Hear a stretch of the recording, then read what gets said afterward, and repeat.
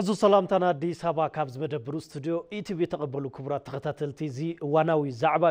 زعبا كل جزي بس ساعتنا باخم زبل مدبيو لما عنتو نحدا غاشا حيزنا قريبنا لنا غاشانا ايتا قبر جورجيس جدايو بوليتيكانيا ايو زعباتاتنا خعب زعبا سلام بر بحر انتاينتون كمون زي حقاوي سدتن حيزوهم بمسو صعبيناتن بزملكت كنزرار بينا سنة مكتال نكون لكم زمنا دماء أنا جيتات شوالومي بس أنا صنحهم قاعد حن مسخا قاعد حنصنعهم حرامو فقدنيا خوينكا غزيخا مسوات غير كان زي ناب استوديونا مسخ حسابكا كتكافلنا بممصاخا اقدمي خمسكنا كيفوتو انا هوني اني لي صبق تناي مجمريا زعبانا سلام زملكتيو سلام من انتاينتون يو سلام انتايو كاب زبل سكن جمر سلام ندك سبات كتاي عينت ربحايو زلو بخمينا نتمنو واقعوخه كاب زبل كن جمرينا تي بزع صبق حتى ايو ابزي مدر زي حدا كاب زلو عبي زبهال سبات كنورو زخلولو حدا تناي اير سلامي مالتي تناي سلام ايري مالتي ስለዚህ ሰላም ክትርጎም ከሎ በሐፂሩ ሰባት ኣብ ኣእምሮኦም ረሃዋ ተሰሚዕዎም ዓርሰ እምነት ተሰሚዕዎም ወሕስና ተሰሚዕዎም ዝነብሩሉ ኣከባቢ ምፍጣር ማለት እዩ ሰላም ማለት እዩ ስጋኣት የብሉ ምናልባት እኳ ብዙኾነ ይኹን መዐቀን እኳ ፀገም ኣፈላላይ እንተልዩ ሕግን ስርዓትን ልዕልነት ሕግን ጥራሕ ዝኽበረሉ ወይ ብኡ ዝዳንየሉ ክኸውን ዝኽእለሉ ጉልበተኛ ብጉልበቱ ደፊኡ ዝሓድረሉ ዓዲ ዘይብሉ ኩነታት ማለት እዩ ስለዚ ንስርዓትን ሕግን ጥራሕ ዝግዛእ ማሕበረሰብ ዝግዛእ ስርዓት ጥራሕ ኣብዘለሉ ዓዲ ሰላም ኣለኹን ብል ንኽእል ማለት ስለዚ ሰላም ማለት ምናልባት ንደቂ ሰባት ንምንባር ካብ ዝሕግዙ ቀዳማይ ህይወት ንሱ እዩ ትለ ትኽእል ማለት እዩ ካብዚ ነተንፍሶ ኣየር ቀፂሉ ሰላም እዩ ምክንያቱ ሰላም ኣብ ዘይብሉ ምክንያቱ ኣየር ንምህላው ይጠቕመካ ሰላም ንምህላው ይጠቕመካ ቀፂሉ ማለት ስለዚ ናይ ምህላው እዩ ምስ ኣየር ዝመሳሰል ኣድላይነት እዩ ዘለዎ ማለት እዩ ከምዚ ኣየር ስኢሉ ሰብ ወዲያውኑ ህይወት ክስእን ዝኽእል ሰላም ብሳእነ ቁፅር እውን ሰብ ህይወቱ ይስእን ረሃዋ ይስእን كسرح يخلن كلمع يخلن تاوس يترف كنبرونا يخلن سلازي سلام almost ندك سوات كابزدلي ومسرتاو زبالو ندك سوات تسفى كابزدلو من حدا سلام تلزغونه سلام قدامنا يدك سوات بهق خوني مالتي صبق حزي لكع خمتي تقلصو صنعخا ندحر سلام خاليو وصيخا مئتاو كمون حرستاي حرشاو كحرس نغداي نغدو كنغد ናይ ሃይማኖት ሰባት ወይም አመንቲ ድማ በቤተ እምነቶም ንከማዕብሉ ክመሃሩ መናእሰይ ቆልዑት ክመሃሩ ናይ ሞያ ተመሃሮ ክመሃሩ ከምኡን ሰራሕተኛታት መንግስቲ ይኹኑ ካልኦት ናይ ውልቀ ስራሕቶም ክሰርሑ ባግባቡ ሰላም ክህሉ ክእል ኣለውና ስለዚህ ሰላም መሰረታዊ ዝበሃል ነገር እዩ ሰላም ከመይና ክንሃንጾ ንኽእል ወይ ንሰላም ጠንቅ ክኾኑ ዝኽእሉ ነገራት እንታዮም ኢልና ክንርኢ ንኽእል ሕዚቲ ዓብይ ፀገም ኮይኑ ዘለታ እዩ ሰባት ማዕረም ሕሳብ ደው ከብሉ ከለው ወይ ብናይ ደቂ ሰባት ሞራል ምሕሳብ ደው ከብሉ ከለው ብናይ ሞራል ልዕልና ምሕሳብ ደው ከብሉ ከለው ብናይቲ ማሕበረሰብ ባህጊ ምሕሳብ ኣቋሪጾም ናብ ናይ ውልቅ ድልየቶም ከብዘዝምብሉሉ ውሕዳት ሰባት ዝሰኣን እዩ ሰላም ማለት ስለዚ ታይ ምግባር እዩ ዓብይ ነገር ሰላም ኣብዝሓ ማሕበረሰብ ዘድሊ ንውሕዳት ሰብ ግን ኣጋጣሚ ኮይኑ ሰላም ዘይምህላው ንምስራቅ ንምዕማፅ ንኻልኦት ድማ እንደገና ከም ናይ ረብሓ ምንጭውን ክኸውን ክእል ማለት እዩ ምክንያቱ ሕዚ ንሪኦ ግጭታት መብዛሕትኡ ንውሕዳት ሰባት ናይ ንግዲ ናይ ሃፍቲ ፍልፍል ኮይኑ ዘሎ ማለት እዩ ምናልባት ሃፍቲ ጥዑድ ሕሙም ገዲፍና ዘይተቀደሰ ሃፍቲ ማለት እዩ ናይ ዘይተቀደሰ ሃፍቲ ምንጭ ዝኸውን ዘሎ ስለዚ ተዋና ነገሩ ንቑሕ ማሕበረሰብ እዩ ሰላም ዝፈጥር እቲ ዓብይ ንሕና ፀጊብና ዘሎ እቲ ሰላም ዝደሊ ማሕበረሰብ ሲን ሰላም ክሕሉ ተኽእሎታት የብሉን ናይ ምውዳብ ፀገም ክኾን ይኽእል ወይ ናይቶም ፀረ ሰላም ዝኾኑ ውሕዳት ሰባት ካብቲ ሰላም ወፃእ ዝነብሩ ወይ ድማ ካብቲ ሰላም ወፃእ ግጭት ጎነፅ ሕድሕድ ምብላዕ ካብዚ ዘትርፍዎ ሓይልታት ዝለዓለ ዕድል ዝረኽቡ እቲ ማሕበረሰብ ተወዲኡ ንዕኦም ዝዕብልል ነቲ ናይ ሰላም ባህጉ ዘትግብር ውዳበ ውፊነት ቃልሲ የብሉን እዚ ዝፈጥሮ ዘሎ እቲ ሓደ ዓብይ ፀገም ማለት እዩ ካብኡ ድማ ናይ ደገ ኢዳታውነት እውን ኣሎ ብዘይቃል ዓለም ኢትዮጵያ ንዝተደጋጋሚ ግዜ ዝፀንሐትሉ ምስ ናይ ደገ ወጠጥ ኣለዋ እዞም ናይ ደገ ሓይልታት ብቐጥታ መፅኦም ምዕማፀ ወይ ድማ ኢትዮጵያ ምብርካኽ ኣብ ዘይከኣልሉ ኣብ ውሽጢ እዮም ፈጢሮም ንሶም ባዕሎም መፅኦም ክገብሩ ኢሎም ዝነበሩ ባዕልኻ ንባዕልኻ ትባላዕ እሞ ድሓር ውሽጢ ድማ ምስቶም ውልቀ ውሕዳት ናይ ህዝብን ናይ ሃገርን ፍቕሪ ዘይብሎም ውሕዳት ምስኦም ተሻሪኾም ናይ ተዓዲ ሰላም ኣፍሪሶም ኣብቲ ግጭት ድማ ኣትረፍቲ ኮይዶም ማለት እዩ ትንሪኦ ዘለና ሕገወጥ ማኣዲ ዘረፋ ድዩ ብሽም ርዳታ ቢልካ ዝግበር ዘሎ ተፈላለየ ውልቀ ሰባት ዝጥቀምሉ መንገዲ ድዩ ነቲ ማሕበረሰብ መጋበርያ ናይ ጦር ብምግባር ድዩ እዚ ኩሉ ዝገብርሎ ዘሎ ናይ ደገ ኢዳእታውነት ኣሎ ስለዚ እዚ ብመንግስቲ ደረጃ እዩ ክምከት ዘሎ እቲ ናይቲ ሃገር ልዕላውነት ካብ ናይቲ ሃገር ናሽናል ኢንተረስት ወፃእ ካልኦት ባህግታት ዘለዎም ናይ ደገ ሓይልታት ኢዶም ከየእቱ ተደራጀው ናይ ዲፕሎማሲ ይኹን ናይ ዝተፈላለዩ ናይ ጸጥታ ስራሕቲ ምስራሕ እዚ ሓደ ዓብይ ነገር እዩ ቲ ማሕበረሰብ ከዓ ነቶም ውሽጢ ዘለው ናይ ጠንቂ ሰላም ዝኾኑ ሓይልታት ንዖም ብምምካት ካብ ገዝኡ ጀሚሩ እስካዕ ሰፈሩ እስካዕ ወረዱ እስካዕ ዘው ተወዲቡ ነዚኣቶም ድማ ናይ ምዕጋት ነዚኦም ጠላላ ካብ ዓቕሞም ካብቲ ዓቕሚ ናይቲ ማሕበረሰብ ንዓቐብ ከይኾኑ ኣብ ቁፅፅር ናይቲ ሰላም ድላይ ማሕበረሰብ ክወድቁ ብምግባር ናይቲ ማሕበረሰብ ውድብ ዓቕሚ ድማ የድሊ ማለት እዩ ስለዚ ውሕዳት ሰብ ናይ ውሽጢ ኣለው እሱት ህዝቢ ክምክቶም ኣሎ መንግስቱ ንርሽኡ ሰድ ቶም ብደገ ዘራስኑ ድማ መንግስቲ ብዲፕሎማሲያዊ ብዝተፈላለዩ መንገዲ ብናይ ሕጊ ልዕልና ንሶም ድማ ኣደብ ከግዝኦም ኣለዎ እዚኣቶም ክልቲኦም እዮም ነቲ 99% ሰላም ዝደሊ ማሕበረሰብ ጠንቂ ዝኾኑ ዘለዎ ማለት እዩ ንጠንቂ ሰላም ምዃን ድማ ቁፅሪ ብዙሕ ዘይከድሊ ይኽእል እዩ ምክንያቱ ሓደ ጫካ ንምቅፃል ሓንቲ ክርቢት ከም ተድሊ ኩሉ ነቲ ኣብዝሓ ማሕበረሰብ ንምሕማስ እውን ክልተ ሰብ እኹላት ክኾኑ ይኽእሉ እዮም ሕማቕ ነገር ንምግባር ማለት እዩ ስለዚ ነዚኣቶም እቲ ማሕበረሰብ ነቂሱ ብምውፃእ ታዝ ብህጋ ናይ ምህላው መሰረቱ ዝኾነት ናይ ህላው መሰረት ዝኾነ ሰላም ንምሕላው ምእንቲ ክኽእል ብደንቢ ነዞም ከምዚ ዓይነት ጠንቂ ሰላም ዝኾኑ ዝምክተሉ ዓቕሚ ተወዲኡ ክሰርሕ ክኽእል ኣለዎ መንግስቲ ናይ ሕጊ ልዕልና ከም ዘሎ ኮይኑ ማለት እዩ ሕዚ ኣብ ዝተፈላለዩ ከተማታት እንድሕር ኢኻሲ ሰብ ንገንዘብ ንስልኪ ወይ ንዝሓዞ ማተርያል ንብረት ንክብሉ ሰብ ከጥፍኡ ትርእዮም ሰብ ይቀትሉ ማለት ንገንዘብ ኢሎም ኣብ ጅቡኡ ኮ ምናልባት ዝረብሕ ገንዘብ ዘይክህልዎ ይኽእል እዩ ብኻልእ ኣባህላ ከዓ ዓጊቶም ወሲዶም በረኻ ወሲዶም ንቤተሰብ ክንድዚ ክፈሉ ኢሎም ደው ኢሎም ይሓቱ ገለ ትሰምዕና እንደውም ገሊኦም እስቲ ገንዘብ እውን ምስ ከፈልዎም እንደገና ነቲ ሰብ የጥፍእዎ ማለት እዩ ምክንያቱ እቲ ሰብ ኣጋጣሚ ዝፈልጦም ይኸውን እሞ ምስ ተመለሰ ኸይዱ ምሽጥር ከውፅኡ ብሕጊ ክንተሓዝና ኢሎም ስለ ዝኣምኑና ሕዚ እዚ ምስቲ ንሕና ኢትዮጵያውያን ብፍላይ 99 ሚእታዊ ዝበሃል ህዝቢስ ኣማኒ እዩ እምነቱ ዝተፈላለዩ እምነት ኮይኑ እምነቱ ብዘይገድስ ግን ይኣምን እዩ ዝኾነ እምነት ድማ ኩሎም መሰረታዊ ነገሮም ሓደ ናይ ሰብ ህይወት ክብሪ መሃብ ንወዲ ሰብ ክብሪ መሃብ እዩ ባዕልኻ ክትሰርሖ ዘይትኽእል ናይ ወዲ ሰብ ህይወት ዝለዓለ ክብሪ መሃብ ድሕሪኡ እዩ ኩሉ ነገር ካብኡ ንገንዘብ ኢልካ ናይ ሰብ ህይወት ምስ ገንዘብ ዘይነፃፀሩ ነገራት እዮምና ሓደ ገንዘብ ፅዒርካ ርሂፅካ ገይርካ ብላዕ እዩ ዝብል ብስሩ ብኻልእ ኣባህላስ ሕጋዊ ዝኾነ ናይ ባዕልካ ዝረሃፅካሉ ሰሪሕካ ክትኸብር ትኽእል ኣለካ ማለት እዩና ግን ምስቲ ኣመንቲ ምዃንና እቲ በዝሒ ቁፅርና 99 ሚእታዊ ትሕጂ ኣብ መሬት ዝበፅሕ ዘሎ ንገንዘብ ኢልካ ናይ ሰብ ህይወት ምጥፋእ ንምንታይ እዩ እቲ መንእሰይ ትወለዶ ብፍላይ ከምኡ ክኾን ክኢሉ ኣበየናይ ከባቢ እዩ እቲ ክፍተት ተፈጢሩ ከመይኻ ነዚ ክእረም ዝኽእል እዚ ብጣዕሚ መሰረታዊ ነገር እዩ ሕዚ እንታይ እዩ ሓደ ወለዶ ናይቲ ዝማዕበየሉ ህንፀት ውፅኢት እዩ እቲ ሃይማኖት ክንምተለና እውን መንፈሳዊ ትሕዝቶ ኣለዎ እንዲሁ እቲ ባህሊ መንፈሳዊ ትሕዝቶ እዩ ዘለዎ ነውርነት ዝብል እውን እኮ ካብ ሃይማኖት ወፃእ ኣሎ ነውርነት ሰብ ምጥባል ኩሉ ነገራት ነውርነት ኣሎ ሕዚ እቲ ዓብይ ፀገም ዝመፀ እንታይ እዩ እቲ ከምዚ ዓይነት ትውፊታት ዝሃንፅ ዝነበረ ከምዚ ዓይነት ትውፊታት ዘውርስ ዝነበረ ትካል ኣብ ትሕቲቶም ከምዚ ዓይነት ባህሪ ዘይብሎም ሰባት ወዲቑ እዩ ሕዝና ብዙሕ ግዜ ንሪኦ ዘለና ኣብ ሃይማኖት ትካላት እውን ዲብነት ትርኢ ብዛ ዓዲ እቲ ዓብይ ሓደጋ ኮይኑ ዘሎ እቲ ምቕታል ካልኦት እውን ምናልባት ሕዚ ኢኮኖሚያዊ ረብሓ እዩ ናብ ምቕታል ዝወስድ ንኣብነት እንድሕር ሙስና ኣሎ ኮይኑ ብዘይ ኣግባብ ገንዘብ ትዘርፍ እንተኮይንካ ኣጋጣሚ ቤተ እምነት ገንዘብ ምልዓል እንተልዩ ምስ ስርቂ ሙስና እንድሕር መደበኛ ኮይኑ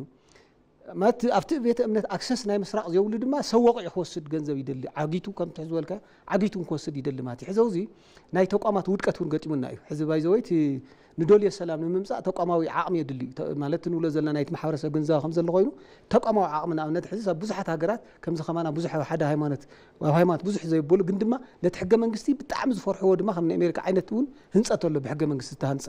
ሕዚ ወይ እቲ ዝነበረ ሃይማኖት ኣጠንኪርና ይከድናን ወይ እቲ ዝፈጠሮ ናይ ሓድሽ ሕገ መንግስቲ ነቲ ስርዓት ብደንቢ ነቲ ወለዶ ይሃነፆን ማለት እዩ ተገዛእ ይገብሮን እዚ ዝገብሮ ድማ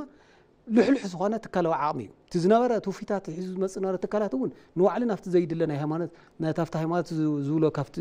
ናይ ሃይማኖት ኣስተምሮ ወፂኡ ናብቲ ናይ ውልቂ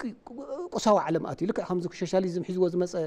ካፒታሊዝም ሒዝዎ ዝመፀ ናይ ምዝርፋፍ መንፈስ ኣብቲ ሃይማኖት ትካል እውን ክትፍቲ መኪና ክትህልወካ ገዛ ክህልወካ ምድላይ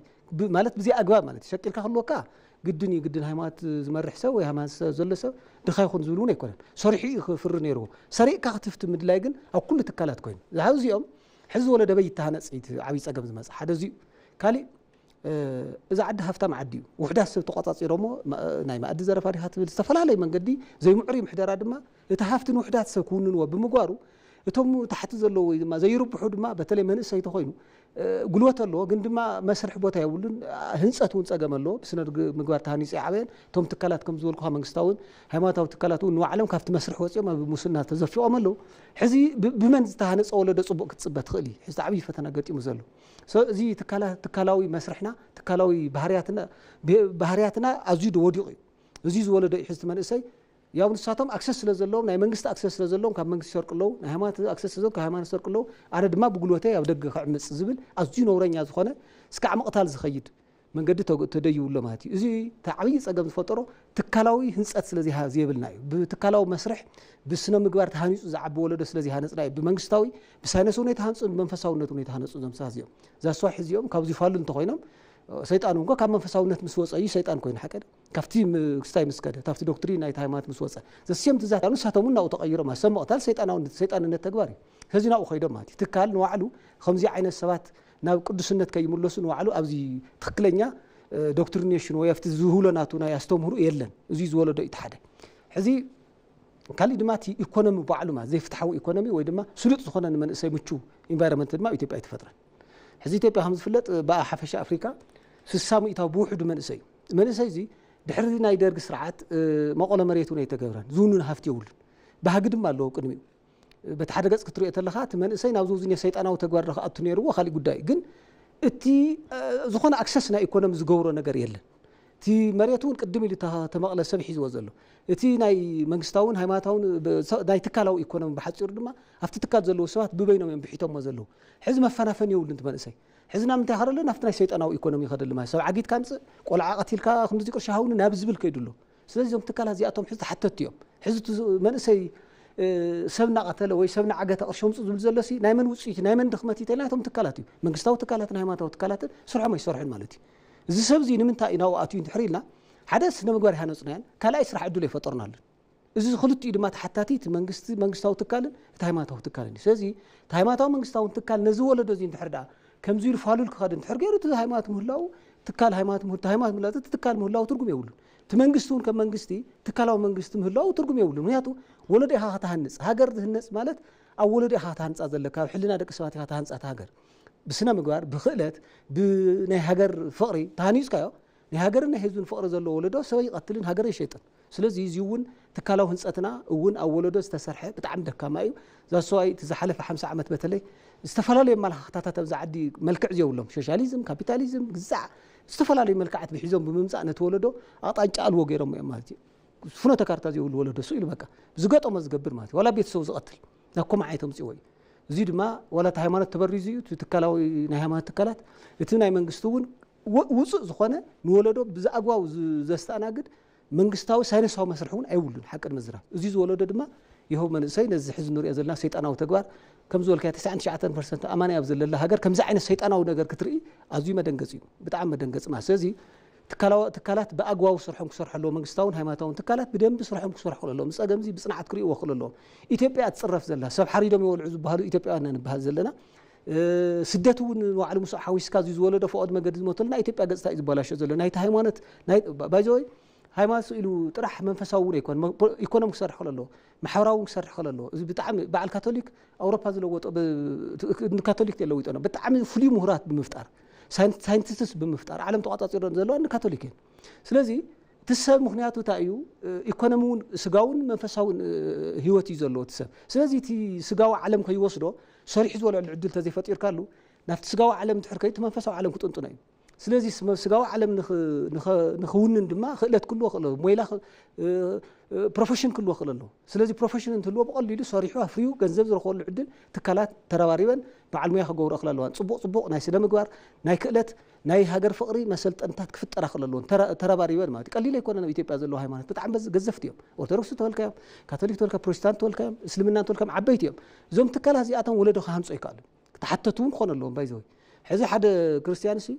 ሰብ ተቐቲሉ እቲ ክርስቲያን እንታይ ትሰርሕ ኣለካ ተባሂሉ ክሕተት ክእለ ኣለዎ ምክንያቱ ሃነፅካዮም ብስነ ምግባር ናይ ኢኮኖሚ ፀገብ ተልዩ እውን ካብቲ ኦርቶዶክስ ካብቲ ክርስቲያን ወይ ካብቲ ሃይማኖታዊ ትካል ንዓቐ ውዳበ የለን ኣብ ኢትዮጵያ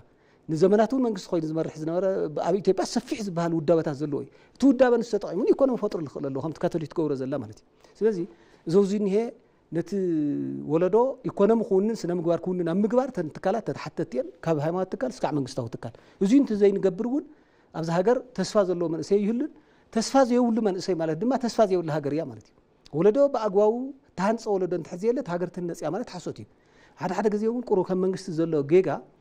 هاجر هانس لنا مقدن هانس لنا بس يكون إنكو أبدك السبات هانس هاجر يا مجمرة نأمن إسرائيل أو نتوسط خليها أو 20 سنة شحت 4 كيلومتر من الوقت أو تقرأ أو إثيوبيا زلوا جزءات هالطريقة أو أورمياس حدا زواون كنت كنت خليها ويكاون كنت نستخليها دم درقيو كم نولق قاعد لملم مريتون يكونن جن أفتح مريت نساجن بتعمها جرز فوتو ولا دول على شوعة 8 مليون الله زت إسرائيلوي يزقربنا عالمنا كل 150 بليون دولار بعمد كحرشة مرتي إكسبورت تقبر كفتان يشتري مريت تبي 15 بليون كحرشة إكسبورت تقبر زغلها في حزامات زي ونك حسول يزقبا نزي ولا دوزيك شكم زغل يكون تفطروا له تفطروا أنت ديمقراطية بيروقراطية والسرارة حن الرخيوكا يتولدوا هنيسكا ناول ما عاد كسجر خلال الوسط تحروا اللي ما عاد تصاميدو سمقتها لكوا بعلوني أمنوا لي سمقتها تأكل كم زي كون سو إيكونومياوي تتقابلنا نايت سيمر جازون عبي نجار تخرجكوا وها خلال لو يمفتحوا صبوا حزي مناسي كاب كل عنا تجمير كحزن إحنا ندحر ريخا بتناتنا عد مكواس كاب جوربا بتينا نجمر مالتي بيت سبب بخاد دقائق أسبوع خيام عبيت حد كات هاليمون كمو حوات كان حد كان كأو حتى النتات حوبوتات جوربا بتي يقطعوا خا جبراي تكبر زينو ريوزي صبوا نجاريو قال يقطعوا خا بقولك عون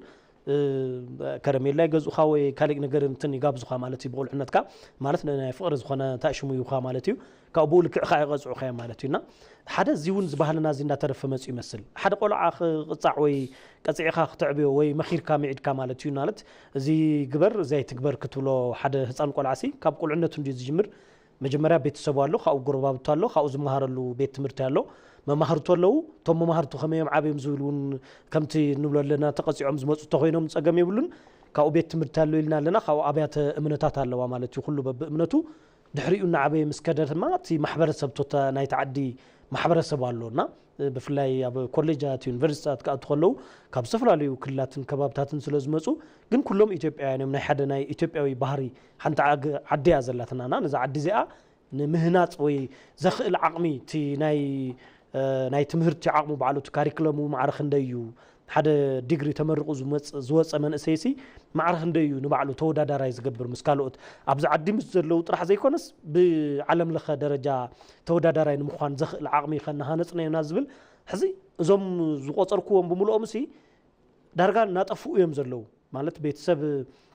كابولديو صحس ولديون دعي قطع تهلميو قربابتي إن كان قصص ولديون قصص تهلمنا تبهالن السبعلو كمينا نملسو كمي قلنا أنا قلعت كنا هنت نخل حس زحلف حليف خوينوس حتى زمت ختي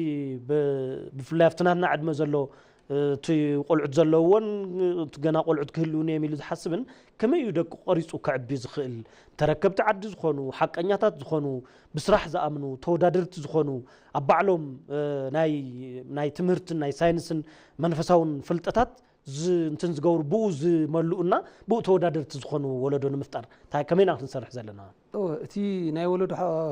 مهناص حلافنت كاب بيتسب ني زجمر حزي قرب زلعلكا ነገር አለው ተንሕና ዛዕበናሉ በኢንቫይሮንመንትን ትሕዘሎ ኢንቫይሮንመንትን ትክፍለ ዘመን ባዕሉ ይፈላለዩ ናውነት ቅድም ክብል ቅድም 30 ኾምታት ዝነበረ ዓመታት ቅድም 40 50 ዓመት ዝነበረ ሓደ ሰብ ምስ ወለዱ ዓብዩ ምስ ወለዱ ዕድሚ ወድ ኣኺላ ኣካል ምስ ወዘተ ወይ ተመሪዑ ገለሉ ሓዳር ሒዞ እዩ ዝቕጽል ስለዚ ታይማቲ ኮንሲስተንት ዝኾነ ኢንቫይሮንመንት ኣሎ ማለት እዩ ካፍቶም ወለዱ ጥራሕ ዝረኽቦ ካፍቲ ማሕበረሰብ ናይቲ ከባቢ ዝረኽቦ ኣሎ ሕዚ እንታይ እዩ ነቲ ወለዶ ብዙሓት ነገራት ተዛሪቦም እዮም ሓደ مس ولد نوح أنا يقمتن بتمرت ملك أخوات سجدني توصلنا وأنا إلمنتر ديو سكع جليس أنا إحنا حكوا هاي سكول يوم يروح كافت بيت السبنا نمسأل أنتنا له حزن تعيز هون زلوا نزولد زي كولدو بزلك قطري زخون أنا كالتشر في اللي كم صاي مالتي زي حزمني حلفنا تكسر زلوا تتكالي تيناي منجستاو تكال تهاي ما تاو تكالي نمنتاي أبز خده وانت هاي ما تاو تكال سنة مجارك هنس كره الله يتم الله تتكال ناو ناس خاب يسوي كاتنس إكاز خونه بتاعت تلف تخاب سوا هاي ما تاو تكال سخات أمنه اللي تكلف تقابله كاوجن أحد عبيد دمّا تأيزله قرون أيتن هاي ما تزاي من زمان شجرله ولا ركاب كنت تهنس أبز سئل كاترح حد يقول كم بوليتيكا بفخار مثلنا جرله حزي تبقى أو يعني تحرك وينا أو هاي ما أولد إنه خطلهم من قد حدا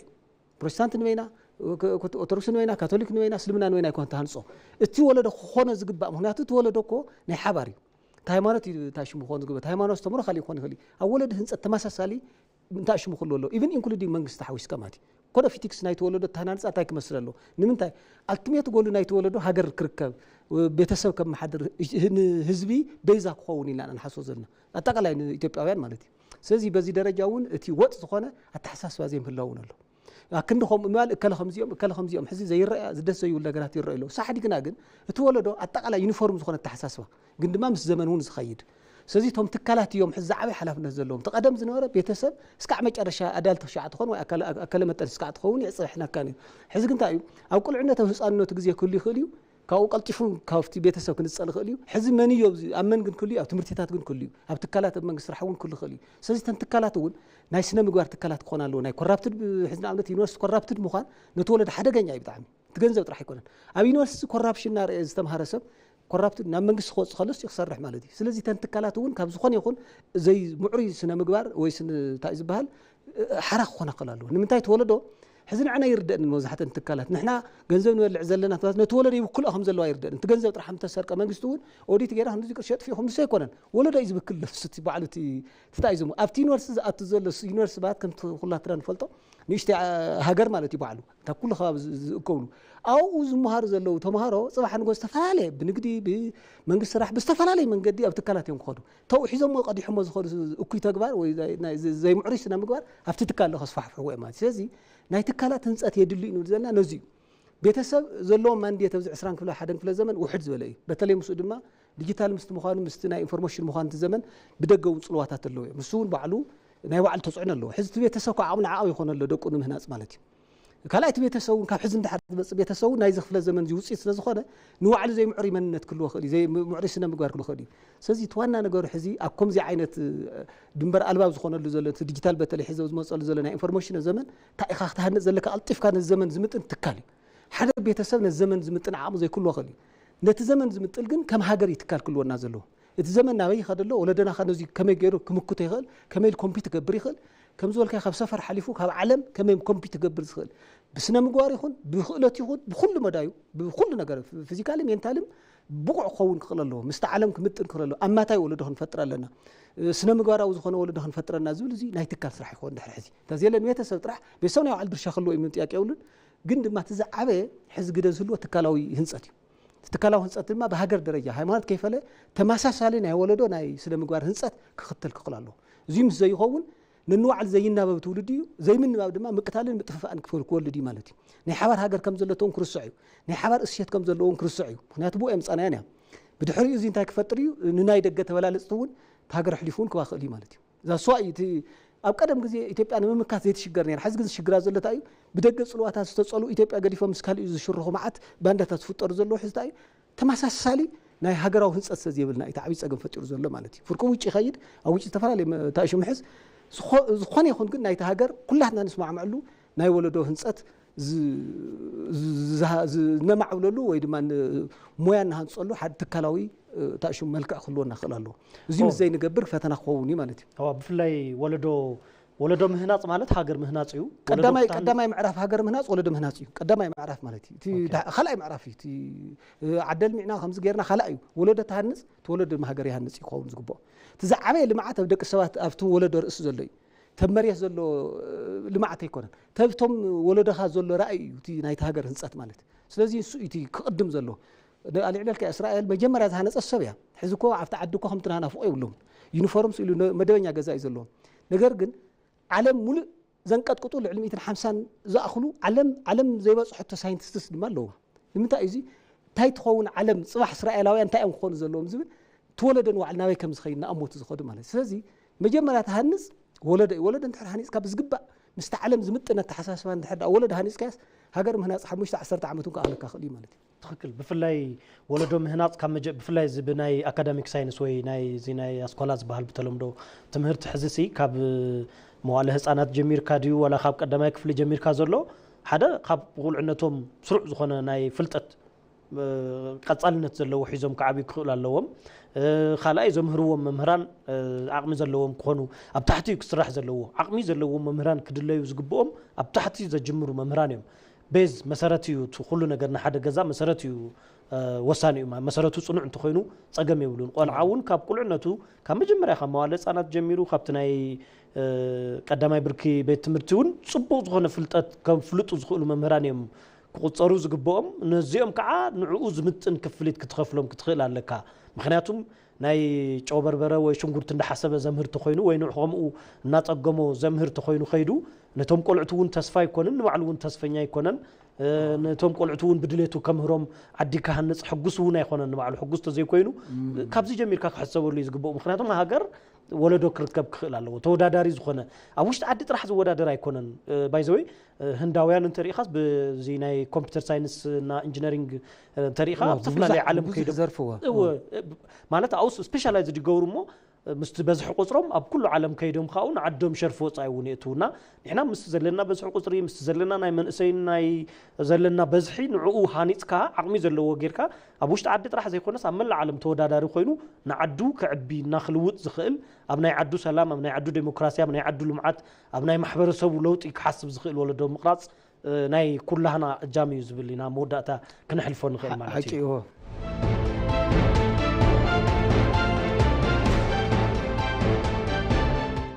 أما كتتال وانوي زعبهم تركبوا كبرات تختتلتي وانوي زعبنا نقصليو غاشنا ايت جبر جورجس جدايوس تفلاليو زعباتات العلنا نعللنا نحزد ما بزعبا بر بحر نتاينتون كنزراربينا مسانا صلحو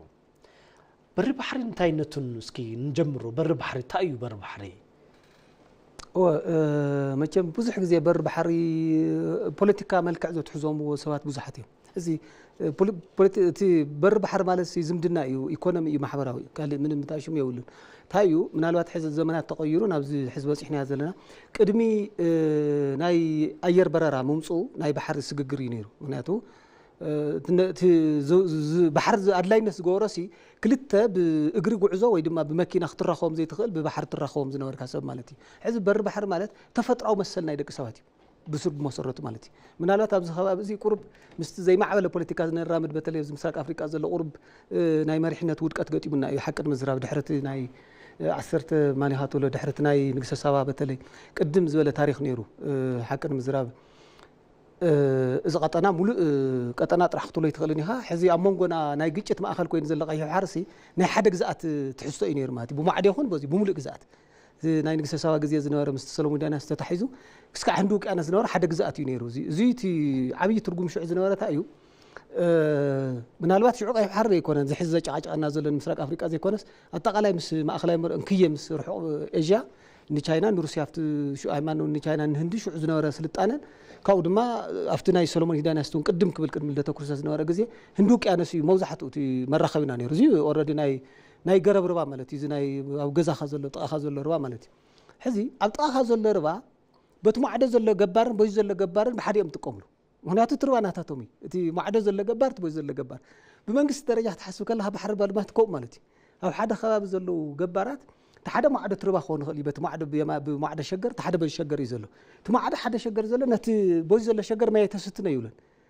اغاطام نسو خفتي خستيلو بحر غنا غاطام خوين مركب تغوا زلو تخلطون سزي ناتشرال بايزوي حزتا ايو بزح سغن بوليتيكا غيرو زردو ايكونن بوليتيكا يكون ازي ناي دق سبات ناي مسرتاو هيوت ما بغسي ناس سبات كرخولو اغاطام خوينت بحر ما يسوتين ግን ድማ ምስ ጎራውቲክ ሰጋገሩሎ መንገዲ ማለት ሕዚ ክልተ ገባር ነናው ዓለም ሕርሻ ኣሎ ግን አጋጣሚ ኮይን ተሓደ ገባር በዚ ገር ንዕዳጋ ኸይት ኮይን ተሓደ ገባር ይخلكሎ መንገዲ ይዞ ግድኒ كحرس يكفقدو لخل خون حزب زين احنا قاطيم زلنا بحر بري مسرتاو ناي دق سبات تفطراو مسل مخان مرداي تعبي صقم بطير زلو مالتي حنا من تبز خاوينا نحرسينا عبينا يعقب بحر كوين زلو اي بحري اي بحر خما يو نايمني بمنتا يتفطيرو تحت لك اي بحر سب سرح يكون تفطراوي تفطراو خون كل خمالي تفطيرو تيلنا قدم كبل كم تزبلنايو بمليونات زمن يو قدم 3 مليون عامت يتسنطيو زبحال ግን አጋጣሚ ኮይኑ ሓደ ግዛት ስለ ዝነበረ ናይ ጫጫ ማእኸል ይነበረ እንት ግዛት ክልተ ምስተመቕለ ግን ናይ ጫጫ ማእኸል ኮይኑ ከመይል ናይ ጫጫ ማእኸል ክኸውን ክኢሉ ትሕሪና ዘይ ሙዕርየት ናይ ደገ ተሓሳስባ ዝተጻዕና እዩ ሳይንሳዊ ይኮነን ሕዚ ግን እዚ ክነብጉሶ ከለና እዚ ባሕር እዚ ዋና ዓላምኡ እንታይ እዩ ኣብ ማዕደ ዘለው ህዝቢ ነው ዘለው ህዝቢ ንምርኻብ ብተፈጥሮ ተፈጢሩሎ መርከብ ድማ ትባሕር ምስተፈጥረ ድማ መርከብ ተፈጢሩ ማለት እዩ መርከብ ምስተፈጥረ እንታይ ማለት እዩ በቃ ከምዚ መኪና እንትሕረልያስ ብኩሉ መንገዲ ትኸይድ ብደረቕ መንገዲ መርከቡን ብኩሉ ክትከይድ መሰለ ኣሎ ጥራሕ انت يفتي ጉዕዞ ሰላማዊ ጉዕዞ ንኸውን ተኸባቢ ውሕስ ንኸውን ግን እንታይ ክግበር ኣለዎ ምናልባት ምስቲ ጉዕዞ ተታሒዝ ዝፍጠር ናይ ፀጥታ ስጋኣት ተልዩ ግን ሳይንሳዊ ብዝኾነ ሰላማዊ ብዝኾነ መንገዲ ዘቲኻ ብሓባር ኮይንካ ፀጥታ ክትውሕሶ ትኽእል ኢኻ እከለ በዚዮ ይሓልፍን ግን ኣይበሃልን እቲ ባሕሪ ናይ ተፈጥሮ እዩ ተፈጥሮ እኳ እቲ ባሕሪ ዝመፀ እዩ ካብኡ ድማ እዚ ናይ ቀይ ባሕሪ ድማ ብባህሪኡ ናይ ኤርትራን ናይ መን ይሃትሎ ናይ ኣፍሪካን ናይ ኤዥያን እዩ እምበር ናይ ዝኾነ ፍትጫፍ ዘላ ሃገር ኣይኮነን ተፍትጫፍ ዘላ ሃገርስ ብምንታይ መዐቀና ተኸውን ይኽእል ኣብ መንጎ ኣፍሪካን ኣብ መንጎ ኤዥያን ዝተረኸበ ባሕሪ እዩ ካብኡ ድማ እንታይ ማለት እዩ መርከብ ተጠቂሞምስ እዞም ሰባት እዚኣቶም ምስ ማዕደ ናይ ምርኻብ መሰሎም ክትክልክሎም ኣይትኽእል ምክንያቱ ምስቲ ሰብ ንሱ ኢኮኖሚ ማሕበራዊ ዝምድና ክህልዎም ተፈጥሮኣዊ መሰል ስለዝኾነ በተለይ ንዓና ድማ እዚ ናይ ማእኸላይ ምራቕ ታሪክ ምስቲ ናይ ንግስቲ ሰባ ንግስና ሓዊስና ሓደ ስለ ዝኾንና ባሕሪ ክንክክለና ዝኾነ ይኹን ሓይሊ የለን ኢትዮጵያ ክልክላ ይኽእል ምክንያቱ ሕውነቱ እውን ኣለዎም በቲ ከባቢ ንሱ ንኣብነት እስልምና እንድሕር ኢኻ ሜካ መዲና ዝብል ቅዱስ ስፍራ እናበሉ ንስዑድ ዓረብ ክኸዱ ኣለዎም ሓቀይና እዚኣቶም ብመርከብ ክኸዱ ይኽእሉ እዮም እግሪ መገዶም ክነግዱ ይኽእሉ እዮም ኢኮኖሚ እዩ ማሕበራዊ ጥራሕ ይኮንካ ትደፊ ኢኮኖሚ ትነግድ ኢኻ ክትክልክሎም ኣይትኽእልን መንፈሳዊ ተፈጥራዊ ኩሉ ነገር ብተፈጥሮ ዝተሃወ መሰል እዩ እዚ እቲ ኣብ ባሕሪ በሪ ዘሎ አንድ ትርጉም በዚ ደረጃ ዘይምርዳእ ዓብይ ፀገም ኣሎ ሶ ኢሉ ናብ ካብ መሰረት ዘይብሉ መከራኸሪ ፖለቲካ ተምፅእ ሱሩ የብሉን ፖለቲካ ዝወቀለ ኣብ ሓቀኛ ናይ ማሕበራውን ናይ ቁጠባውን መንነት እዩ ማሕበራውን ቁጠባውን መንነት ድማ ድንበር የብሉን ምስ ኩሉ ዕዳጋ ትገብር ማለት እዩ ንኩሉ ዕዳጋ ክትገብር መገዲ ይትኽልከልን ስለዚ ምናልባት ባሕሪ ከቀጫጫቕ ዝኽእል ኣጋጣሚ ኮይኑ ብተፈጥሮ ቀይ ባሕሪ ንኣብነት ማዕድን ኣለዎ ተባሂሉ ዝፍለጥ ካብ ኩሎም ባሕርታት እሲ ብዝያዳ ፍሉይ ካብ ዝገብሮ ክልተ ነገር እዩ ሓደ ስትራቴጂክ እዩ ሰለስተ ዓበይቲ ናይ ዓለምና 80% ህዝቢ ዝርከበለን ኣውሮፓ ብኸፊል ኤሽያና ኣፍሪካ ዝራኸቡ ምዃኑ ሓደ እዩ ስትራቴጂካዊ ቦትኡ ማለት እዩ ካልኣይ ተፈጥሮ ሃፍቲ እዩ ኣብቲ ውሽጡ ሲ ካብ ካልኦት ባሕሪ ፍሉይ ዝገብሮ ማዕድናት ኣለዎ ምናልባት ኣበይ ኢኻ ክትጨቃጨቕ ትኽእል ዓሳ ሓዊስካ ኣብቶም ማዕድታት ኢኻ ክትጨቃጨቕ ትኽእል እዚ መኒ ብኸመይ ኢና ክንጥቀመሉ ዝንበር መገዲ ይሕልፍንስ ኣይባሃልን ንመርከብስ ብስሩ ተፈጥራዊ መሰል እዩ ኣብዚ ምንም ዘሻሚ ነገር እውን የለን ምናልባት እውን ንኣብነት ኢትዮጵያ ብባሕሪ በሪ ንክትጥቀምሲ ሓደ ሓቂ ኣሎ ብ1928 ብፈረንጂ ኣጋጣሚ ጣልያን ኤርትራ ቁፅፅሮ እትዩ ብ18 9 ኤርትራ ትበሃል ሃገር ናተይ ግዛኣት እያ ኢሉ እቲ ኤርትራ ዝብል ስያመ እውን ካብ ባሕረ ነጋሽ ዝብል ናይ ሓማስየን ስም ዝነበረ ቀይሮም ኤርትራ ዝብል ብናይ ቱርክ ኢሉ እቲ ናይ ቱርክ ስያሜ ኤሪትሬም ዝብል ትርጉም ነይርዎ ቱርክ ነውሕ እዋን ናብ ቀይ ባሕሪ እናመፀ ትወርር ስለ ዝነበረ ቀይሕ ማይ ማለት ኢና ብድሕሪ ኤርትራ ኣብ ትሕቲ መንሱም ምስ ወደቐት ኣብ ትሕቲ ጣልያን ምስ ወደቐት ግን ኤርትራ ዝብል ናይ ጣልኛ ቋንቋ ተጠቒሞም ቀይሕ ማይ ኢሎሞ ማለት እዩ ኣጋጣሚ ኮይኑ ግን ብ18 9 ኤርትራ ትበሃል ታብሎም ጀሚራ ናተይ ግዛኣት እያ ኢላ ኣብ ዓለም ይፋ ዋላ ትግበር ድሕሪ 35 ዓመት ናይ ባሕሪ ሕቶ ነይሩ በዚ ወገን ኣፄ ምኒልክ ይኹን ድሓር እውን ክሻብ ሃይለ ስላሴ ዝቐፀለ ማለት እዩ ሕዚ እቲ ናይ ባሕሪ በሪ ሕቶ ሽዑ ኤርትራ ይገርመካ መን ይሃትሎ ጣልያን ተቐቢላት እያ ብ10 ድሕሪ ቀዳማይ ኩናት ዓለም 1920 ብፈረንጂ ሊግ ኦፍ ኔሽንስ ኣውሮፓ ናይ ሕብረት ኣውሮፓ ዝብሃል ዝሕዚ ዩናይትድ ኔሽን ንብሎ ዘለና ሕብራት መንግስታት ንብሎ ቅድሚኡ ሊግ ኦፍ ኔሽን ዝብሃል ነይሩ ድሕሪ ቀዳማይ ኩናት ዓለም ኣፍሪካ ይነበራን ሽዑ ነፃ ይወፃን ድሓርየን ኣፍሪካ ነዋኣትየን ስለዚ ድሓር ድማ ዩናይትድ ኔሽን ተባሂሉ ናይ መላእ ዓለም ማለት ሽዑ ግን ናይተን ነፃ ዝኾነ ሃገራት ስብስብ ነይሩ ኣብ 1920 ሃይለ ስላሴ ኣጋጣሚ ኮይኑ ሽዑ ክፍተት ነይሩ ኢትዮጵያ ኣፄ ምኒልክ የለዎም ብሂወት ልጅ ኢያሱ እውን ኣይከኣሉን ብዙሕ ተቃውሞ እውን ካብ ዝተፈላለዩ ኣካላት ይወፅሖም ነይሩ ተደፊኦም ናብ ዓፋር ኣከባቢ ከይዶም ዘውዲቱ ብሓደራ ተፅንሖ ነይራ ግን ድማ ከም መንግስቲ ኣክቲ ዝገብሩ ዝነበሩ ፍትሽ ሓደ ሶም ሃይለ ስላሴ እዮም ሽዑ ገና ራስ ተፈር መኮነን እናተባህልና ኣሎ ማለት እዩ ኣብቲ ሽዑ ሰዓት ብጣዕሚ ዝገርም እቲ ናይ ሃይለ ስላሴ እውን ሓደ ግዜ ክምስገን ዝግብኦ ናይ ዲፕሎማሲ ፍልጠት ሽዑ መመልከቻ ፅሒፎም እቲ ምስ ተፈጥረት ሊግ ኦፍ ኔሽን ዝብል ንሕና ያው ብዙሕ ተጎዲእና ኢና ስለዚ እቲ ባሕርና እውን ክምለሰልና ኣለዎ ዝብል ትኽክል እዩ ቅቡል እዩ ብዝብል ሊግ ኦፍ ኔሽን ኣውሮፓ ኣብቲ ሕብራት መንግስታት ሽዑ በቲ ዝነበረ ሊግ ኦፍ ኔሽን እናተባህለ ዝፅዋዕ ዝነበረ ትኽክል እዩ ዘፅዲእዎ ብ1928 ጣልያንን ኢትዮጵያን ተፈራሪመን ዓሰብና ኢትዮጵያ እዩ ተባሂሉ ተወዲኡ ኤርትራ ኣብ ትሕቲ መንሽሙ እናሃለወት ማለት ኣብ ትሕቲ ጣልያን እናሃለወት ጀሚሩ ዓሰብ ትኽክል እዩ ተፈጥራዊ ብሃይለ ስላሴ ዝቐረበ ናይ ኢትዮጵያ መንግስቲ ዝቐረበ ሕቶት ናይ ባሕሪ ሕቶ ምኽፋት ሲ ትኽክለኛን ፍትሓውን እዩ ሕጋውን ተፈጥራውን እዩ ተባሂሉ ተወሲኑ ኣብ ሊግ ኦፍ ኔሽን ስለዚ ብውዕል ተፈራሪሞም ጣልያን እውን ኢኮኖሚ ሓቢረ ክሰርሕ ደሊ እየ ዝብል እሺ ኢላ እንዳምቲ ውዕል እንታይ ተባሂሉ ናይ ንግዲ ጥራሕ ዘይኮነሲ ናይ ይቅርታውን ክኸውን ስለ ዘሎ ናይ ምሕዝነትን ናይ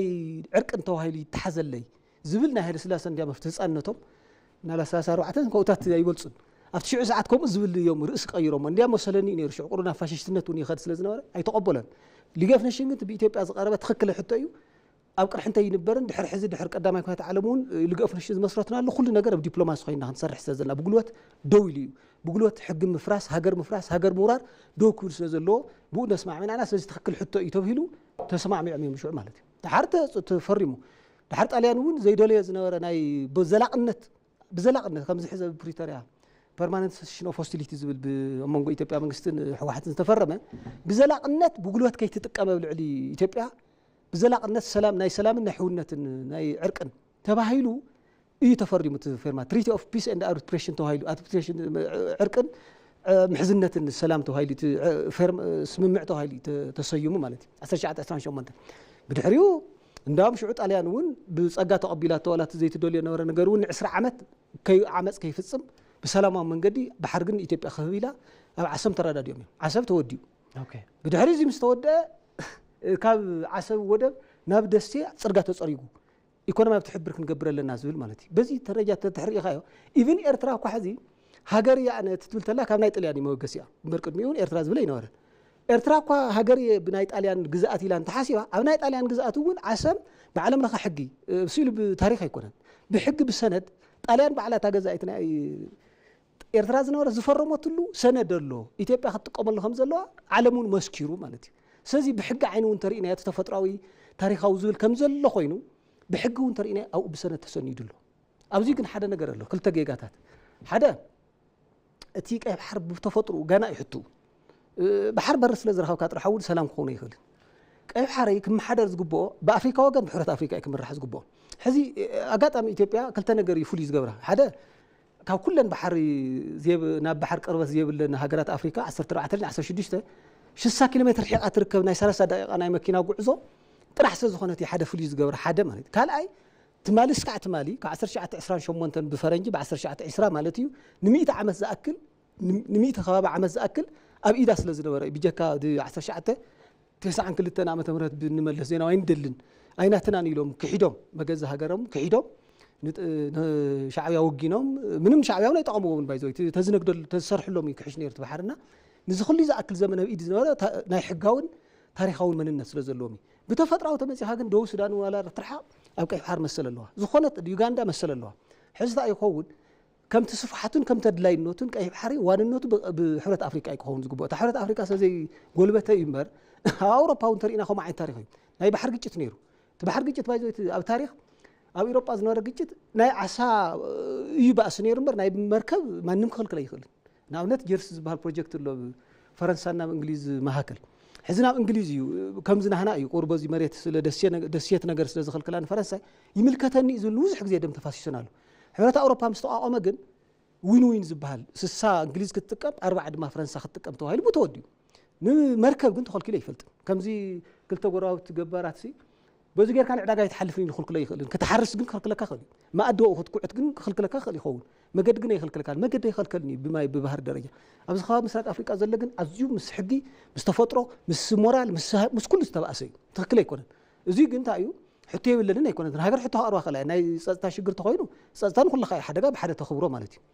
من الوقتنا عسام في مزفافنا ما أد وفران كنا أطينا أنت تهايلون كان يحق هر ليه خلي زعما مركب جن حوار وراح حبيرنا نسرح يتفطروا مسالي زبل نجر بزم دايزي زي مردا رايت بحر الشجر صقم له وبرول كعما أفريقيان تمساسال سمعت حزوم نزل بقى حرز بصوم زلوا بايزوي نعنا راح خور أتاكس جبرنا زلت بحري نبزحت هاجراتي أتاكس جبر جنت أيو إثيوبيا ما بقص له حدا كم تفلت نوزح وانا عسم بعلتو ناي بحر بر بعلتوانا من وراي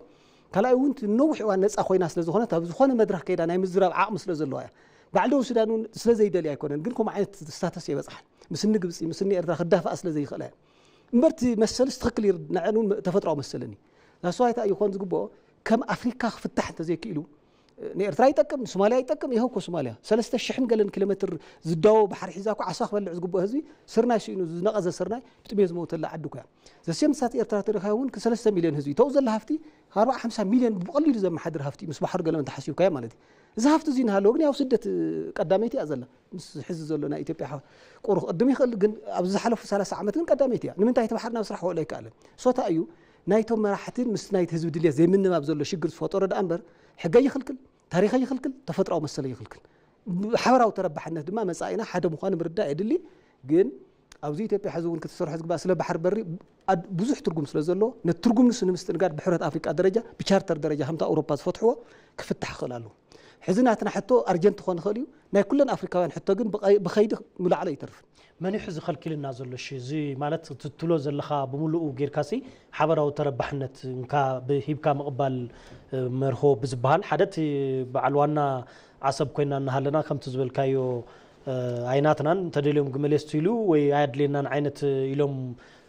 بمنتهى مخناتهم سن بعلو أنا كسب حزي جرمني مالتسي نايفلت أتصجم دينيروم تنقل ديو وي نحن زين فلتو استسمعوا تحت مالتها بدحر مقارد داز تسمعوا خالق نجر نيروم ديو سمع نغص علي بحضرة قمت قلنا مو زخنا نجر خمزي مسكون ناخذونا قال عينت نيروم ديو يردني نيو مالتسي منتهى يوم عصب سينات ناخذ نهالوس كم يوم جملهم يستيلو عاد لنا قال تاي مالتي بسرخة حزقها خمينا خان فتحوا نخيل منيو كفتحوا زخيل زبل كله سب يا خمزول كي سلام وحد خبابي راح دوز بلا يكونن كل سلام تخويني وكل تربح يزخون تلمعتون خم إرترا وحد قطري زل حزبي زل وعديا سلازي عبانا دما بزحي حزبي الله نساتهم أبزناهنا عدي تتكمت زخونلو نحنا مامناتهم تتكمت نخونلو تخبابيناون سلام زخونلو ملكعو نمفتار خميو تايو خبر زلو يخاطبل هو حزيتي أبز خباب زي زلو هاجرات تسانين كينا ورا هزوان حدي أبعلم دحر دلي خاسي أو كل تسلسل هاجرنا نور عندما تماسل بهالي تماسل هايمانات تماسل تاريخ زلون كم سرق أفريقيا له سوماليا تحريخها سوماليا إثيوبيا له إيرترا تحريك تجرينيا عفار له تجرينيا له كلهم حدا من السودان وني أو بسنا لبنان أو بسنا يخصم سلطة تحسيكا أو عندما أو سوماليا أو إثيوبيا أو جيبوتي أو إيرترا زلو تمحور السب بعلم كاب زلو كل تهاجر زنور هزبي أو كل تسلسل هاجرنا نور تماسل يورش هذا اللهم زم هزب زيومي بتاريخون حيرهم تزنور سلازي إذا قد يوزل من يزحم مسان تحرير لا جبسيا ناي جبس تاريخ تايو كم تفلت أبناء إثيوبيا دخمت رحيات ناي تنسى ناي جبس زرقا جبس إلهم يمزحسوه بالو ساتهم جي قال لهم من الوقت زمانات كاب إثيوبيا أنا عقب جبس 5 فوتون فلتيو من الوقت جبس إثيوبيا هداش قد حدا لا جمير الله من الوقت حزة دنقص أزله باور كنت كمل أنا صح نقول مسنا كنت كم قدين تاخذ العداد خلت مليون هزوزي بمن ترواح عصي عسرت خلت رباطات اللو إثيوبيا من سينا زربازي قد فينا ما يزيزون وسعد عرب زعم خد زلو ناب دزرتنا برخة مالتي كاوزي العلمية 3 بليون متر كوب ما بعمز فسس كاوزي 95% كاو إثيوبيا وصايز خير إذا ما يجي دوكنا بلينا قدني تاي راح ولا عتسب ولا بجري كانت تشكي مدي قال مسنون تزيل المعسك بتاخرمت تمص ماي بدل بتمستحز لنا اير لو ما ببغزي وندرك سلاز خصت زلو زموس زربات زي طقم خو عليو او منالات إثيوبيا قريص انا ولا معته اتغزي كاف سلام وصا غبص امراء زلوا يمسل نز 200 مليون زي اشنفا خمتنا يقدم حزن ورا زوب كيو منالات انكوان ايرترانا سوماليا زخدو زلو منغدي غبص تخد لا منغدون كحز اندحر عبي واغ خفلا اندحر ناي بوليس لوط زي غيرا مالتي سلازي تا انا هردا ازغبو عسب نزن كباب زي اتن حبيرن كيتقمالو مخلكال مالت ناي غبص اجنداي which means ابز خباب زي غزيف ايكونومي خيفطري زي خباب زي غزيف ايكونومي تتمصيو عصافانتنا حدا ايو مس غبص شرخ حيل يلن سوماليا مس غبص يتشرخن ايرترا مس غبص يتشرفن حزي اتمو زلو مراحتي مس منغس هزواو سرت يولوم هزواو سرت يولوم تنا هزو ربحا بتقرانيهم دو يلوم زلو نامنت ኢትዮጵያ ምስ ኤርትራ ሰላም ኣብ ዝነበረትሉ እዋን ተዛዕበ ኢኮኖሚ ኣብ ዝኸበ ኤርትራ እዩ ነይሩ ድሓርሱ ጠጠው ምስ በለ ግን ምስ ግብፅ ዝፈጠርዎ ዝኾነ ትራንዛክሽን የለን ብድሕሪ ተስፋ ኣውርፆ ወፂ ኸይዱ እንዲያም ናብ 200,000 ዝኣክል ሕዝቡ ናብ ኢትዮጵያ ውሽጢ ዝተኣናገደ ኣብዚ ኣብ ኢትዮጵያ ኣሎ ተባሂሉ ኤክስፔክት ዝግበርቲ ናይ ኤርትራ ማለት እዩ ስለዚ እዚ እንድሕር ተረዲና ኮይና ፀረ ረብሓ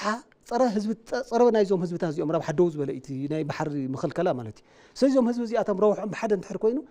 نايزوم هزب زيهم ربح زملس انت حرد از بحر زي عداقه وعيل كانت حر كوينو نا هزب ربح يقدم زول مرقص خوسد كلالو ايفن حزب ايثيوبيا بحر زحتت بحبارت بحر تقوملو خبال كله بتفطرو غدفو مخراي مخفال قلم لما غدفوس مسلايو اي تخفلن ግን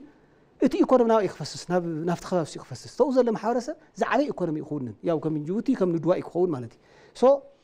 እዚ ናይ ሰባት መሰል ናይ ህዝብታት መሰል ናይ ተረባሕነት ተፈጥሮው መሰሎም ናይ ምጥቃም መሰሎም ይከበር ዝብል ይትሕቶ خلع ዝግቦ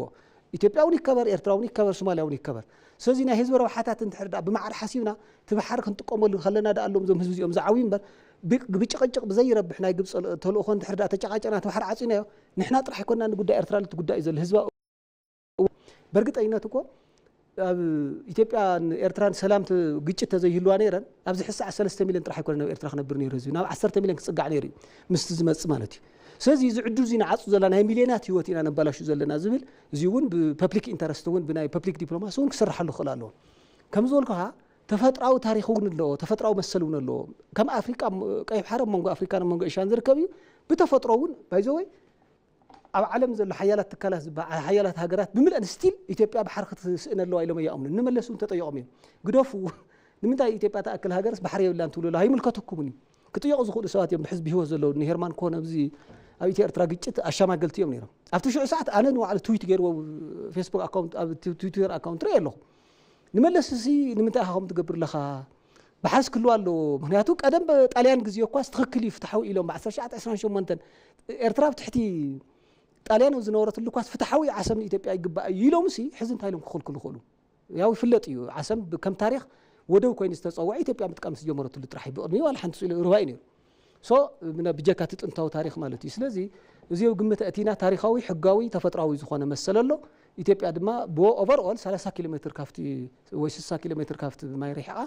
በሪ ክትክልከል ኣይግባእን ሓፈሻዊ መፍትሒ ግን ታሽሙ ክግበር ዘሎ ብኣፍሪካ ደረጃ ብቻርተር ደረጃ ከምቲ ናይ ኣውሮፓ ሕብረት መፍትሒ ክመጠሉ ዘሎ ምናልባት ፅባሕ ኢትዮጵያ ሎም ተተመሊስላ ፅባሕ ደቡብ ሱዳን ክትጥያ ድሕሪ ድማ ዩጋንዳ ክትጥያ እዚ ሕቶ እዚ ብተናፀል ክፍታሕ ይኽእልን ኣፍሪካ ቀይ ባሕሪ ናይ ምጥቃም መሰሎም ሕልው እዩ ናይ ሓባር ፀጥታ ከመይ ይሕለ ዝብል ድማ ናይ ባዕሉ ዝኾነ ሰነድ ይወፀሉ ናይ ባዕሉ ዝኾነ ሕጊ ይወፀሉ እንዲያም ቀይ ባሕሪ ከተሓሳስበና ዝግብኦ ምስቲ ማዕዶ ዘሎ ማሕበረሰብ ከመይ ኢና ንሳነ እዩ ምክንያቱ ባሕሪ ኣብ መንጎ ማእከላዊ ምብራቕን ኣፍሪካን ስለ ዘሎ ምናልባት እኳ ሸፋቱ ናይ ባሕሪ እንተልዮም ኮይኖም ቦቲን ቦዚን ኮይንካ እንድሕር ዘውፂኻዮም ነቲ መርከብ ነቲ ከጉላእሉ ይኽእሉ ነቲ ምንቅስቃስ ማለት እዩ ከመይ ኢና ንፍታሕ እምበር ብዛዕባ ኣፍሪካ ትሕቶ ሓደ እዩ ማንም ኣፍሪካዊ ናይ ቀይ ባሕሪ መሰል ኣሎ ብምንታይ ብተፈጥሮ ሕጊ ብዓለማዊ ሕጊ ብታሪክ ብምሉ ስለዚ እዚኡ ኣብ ግምት ምእታዊ የድሊ ብኸመይ ኢና ስኢና ናይ ግብፂ እዩ ሴራ ናይ ግብፂ እዩ ንዓና ዝኸልከለት መሲልዋ ግን ንሶማልያ ዝዓበየ ኢኮኖሚያዊ ድቀት ዝፈጥረትሎም ነቶም ሶማልያ ሽርጉድ ዝብሉ መራሕቲ እዮም ኣብ ኤርትራ ዘሎ ኢኮኖሚ ይፍለጥ እዩ ሕዚ ኣብ ሶማልያ ዘሎ ኢኮኖሚ ይፍለጥ ሶማልያ ዓለም ከሳእናግድ ዝኽእል ሪሶርስ ኣሎ ሰፊሕ መሬት እዩ ህዝቢ ውሕድ እዩ ሰፊሕ ባሕሪ ኣሎ ብዙሕ ማኣዲ ኣሎ ኣብቲ ዓዲ ምናልባት ንመዳበርያ ግብኣት ዝኾን ማግዝዮም ገለ ዝበሃል ኬሚካል ኳስ ካብቲ ባሕሪ ንሱ ጥራሕ ብምውፃእ ንዓለም ብምቕራብ ኩሉ ሱዳናውስ ኩሉ ሶማልያውስ በቃ ናይቲ ማኣዲ ንሱ ተጠቃሚ ጥራሕ እንተገርካስ እኹል እዩ በቃ ጠላላ ማለት እዩ ሶ እዚ ረብሓታት እዚ ናይ ሓባር ረብሓ ስለ ዝኾነ ንሕና ክንሓትት ከለና ነቲ 130-150 ሚልዮን ናይ ህዝቢ ኢትዮጵያ ዘይኮናስ ነቲ ቀጠና ህዝቢ እውን ተጠቃምነቱን ውሕስኑን ኣብ ግምት እቲና ምዃንና ክፍለጥ ክኽእል ኣለዎ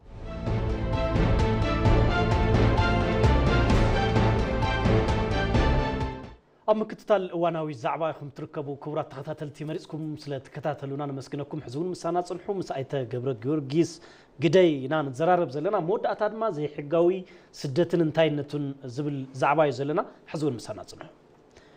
ዘይሕጋዊ ስደት ደጊም ኣብዚ ዞባ ብሓፈሻ ብዞባ ቀርኒ ኣፍሪቃ ብፍላይ ድማ ሕዚ ድማ ኣብ ኢትዮጵያ እንድሕር ብጣዕሚ ኣፅቢብኒ ከዓ ኣብ ትግራይ ከም ትሪኦ ዘለኻ ኣዝዩ ከም ፋሽን እዩ ኮይኑ ዘሎ ዘይሕጋዊ ስደት ሒዝዎም ዝመፁ ዘሎ ሳዕቤናት ኣብ ቀረባ እኳ ተሪእናዮ ኣብ የመን ዘጋጠመ ልዕሊ 100 ሰባት እዮም ዳርጋ ዝጠፍኡን ዝሞቱን ገለ ኮይኖምና በዚ ብሊብያ መገዲ ኣለካ ዝኸይድ ሓደ ኢን ሚሊየንስ ቤተሰብ ሚሊዮናት ካብ ዘይብሎም ገንዘብ እናውፁ ይኸፍሉ ኣብ በረኻታት ዳርጋ ማለት ገንዘብ ተዘይሃልዎስ ይቐትልዎ ይድብድብዎም ብዙሕ ግፍዒ ይበፅሖም ይኣስርዎም ኣብ ባሕሪ እውን ይተሓዙ ደገና ይምለሱ ናይ ባሕሪ ይኽፈል ፖሊስ ካብ ቤት ማእሰርቲ ዝወስዶም ኣብ ቤት ማእሰርቲ እውን ቤተሰብ ከፊሉ ዘውፆም እሞ ከዓ ምስ ትሕዚ ዘሎ ናትና ኢኮኖሚ ትርኢ ኣለኻ እቲ ገንዘብና ናይ ምግዛእ ዓቕሙ ውሒድ እዩ ብዶላር እዮም ክቕበሉ ሓሲቦም ኣስሊሖም ዘለው ብፍላይ ሊብያስ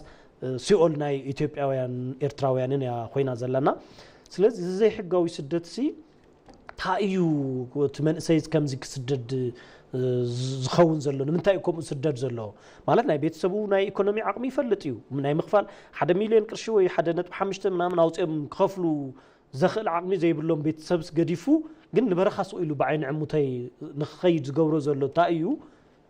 ከመይና ክንሪኦ ንኽእል ከቢድ ሳዕቤን እዚ ኸ ሕዚ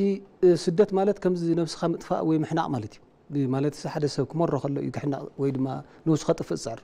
ስዊሳይድ ንብሎ ወይ ብገመድ ወይ ብሽጉጥ ወይ ብክሳ ወላ ናብ ባሕሪ እውን ክኣትኽእል እዩ ሕዚ ንኣብነት ገለ ሰባት መሪሮም ናብ ባሕሪ ዝኣትዉ ኣለዉ ስደት ማለት ባዕልኻ መሪርካ ሲልካ ናብቲ ባሕሪ ተኣትሞ ምናልባት ሓሚሽተ ተወፅኦ ፅቡቅ ተዘየለ ዛ ዓይነት ነገር እዩ ካብ ምንታይ እዩ ዝምንጩ ተኢልና ካብቲ ንሪኦ ዘለና ጉጉይ ምሕደራ እዩ ሓደ እቲ ዓብይ ናይ ሰናይ ፀገሙ ዘሎ ዘይፍትሓዊ ስርዓት ዓብይ ፀገም ፈጢሩና ዘሎ ካልኣይ እቲ ወለዶ ኣታና ንፃዓንተውን ዘልዕልና ነዚ እዩ እቲ ወለዶ ብልሓት ዘለዎ ወለዶ ብኽእለት ብስነም ብኩሉ ተሃንፀ ኣይኮነን ካልኣይ ኖውሌጅ እውን የብሉ ከመይ ኢሉ ሰብ ካብዚ ና ኣውሮፓ ይኸድ ኣውሮፓ ኮ ኣፍሪካ ዝተዘርፈ ኢኮኖሚ ዘለዎም ናይ ባዕሎም ምንም ነገር የብሎም ምንም ነገር የብሎም ናብ ዓረብ ዝኸድ ዓረብ ኮ ማይ የብሎም ተባና ዘሎ ጾሚኢካ ሲካ ብነጻ ትሰትዮ ማይ የብሎም ካብ ዝገርመካ ሶ ሕዚታ እዚ ናይ ፍልጠት ምን ኣስውን ገጢሙ እዩ ሕዚ ተወለደ ሃነጽናያን ኣካዳሚ ሃነጽናያን ስነ ምግባር ሃነጽናያን ከባቢ ክፈልጥ ይገበርናየን እንዳው በአንጻሩ በተለይ ጉጅለ ሕወሓት ዘምጽኦ ስርዓት ኣሎ ብጉጅለ በኸባቢ ክትሓስብ ብምግባር ኣብ ዝሓለፈ 50 ዓመት ከዓ ሞር ሃገራዊ ፍቅሪ ከይህልዎውን ገይሮም እዮም ማለት እዩ ሕዚ ኣብ ኢትዮጵያ ዘለ ሃፍትስ ንኣብነት ኣባይ ዝኣክል ማይ ገድካ ኣባይ ታይ ትገብረለይ ዝብል ምናልባት ካብ ትግራይ ዝመጽውን ኩሉ ክእል ማለት እዩ ምንታይ በተፈጠርዎ ግግየ ተሓሳስባ ሕዚ ናይ ወለዶ ህንጸት ብደንብ ይጠንከረን ዝበልና ሃገራዊ ፍልጠት የውልን ኣብቲ ሃገር ዘሎ ጸጋ ይፈልጥን ነቲ ሃገር ጸጋ ከመይ ይጥቀመሉ ዝብል ፍልጠት እውን የውልን እዚ ዝወለዶ ኣብ ልዕሊ እዚ ድማ እንደገና እቶም መራሕቲ እውን ናይ ዘውዝን ህንጸት ውፅኢት ስለ ዝኾኑ እቶም ውዝ ዓድና ዘኒዮ መራሕቲ ብቕዓት የብሎምን ምክንያቱ እቲ ሪሶርስስን ሓደ ትዛዓበየ ሪሶርስስ ሰብ እዩ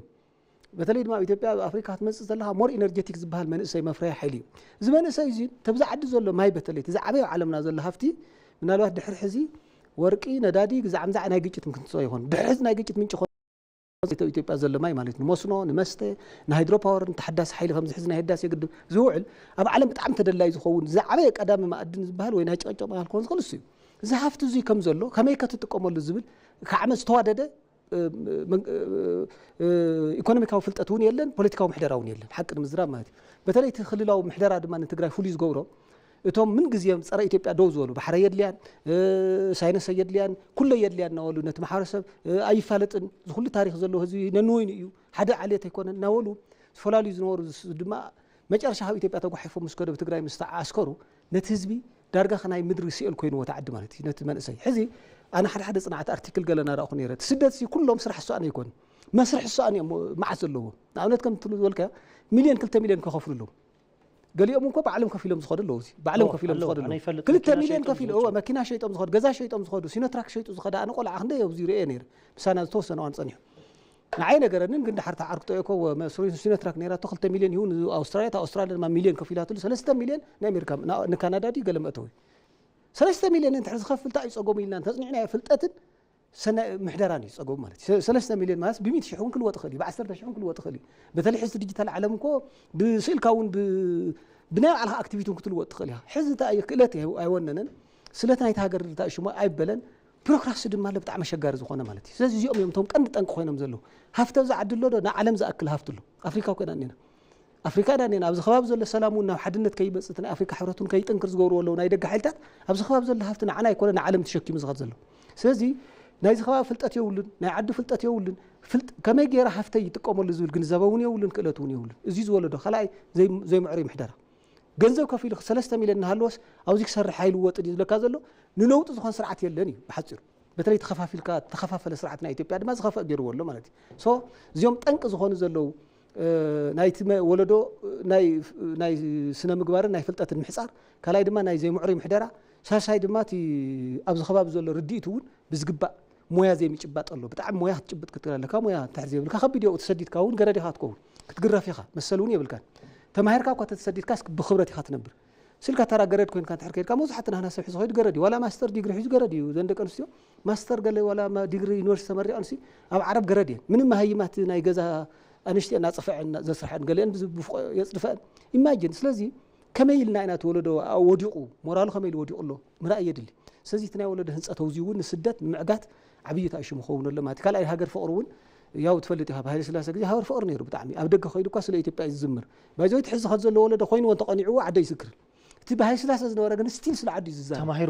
ተማሂሩ ይምለስ ኣብኡ ኮይኑ ስለ ዓዲ ይሓስብ ሕዚ እኮ በፍጹም ዓደ ከይተስሙዕ ድኮ እዩ ዘሎ ህዝቢ ዝኸድ ዘሎ ስለዚ ሃገር ፍቕሪ እውን የተሃንፀን ስለዚ ሃገር ፍቕሪ ክህሉ ኣለዎ እቶም ትካላት ንብሎም ዘለና ካብ ዘይኮን ንቁቁር ወፂኦም ሃይማኖታዊ ይኹን መንግስታዊ ትካላት ኣብቲ ሓድነትን ኣብቲ ሃገራዊ ፍቕርን ክሰርሑ ክእሉ ኣለዎም ሃገራዊ ፍቕርን ሓድነትን እንድሕረልዩ እቲ ሓድነት ባዕሉ እቲ ማሕበራዊ ርክብ ኢኮኖሚ ዕዳጋ እዩ እቲ ሃገራዊ ፍቕሪ ድማ ባዕሊቱ እንታይ መፂኒ ገረድ ናይ ካሊእ ዓለም ዝኸውን ዓደይ ናሃለዎ ንኩሉ ነገር ዝብል ንብል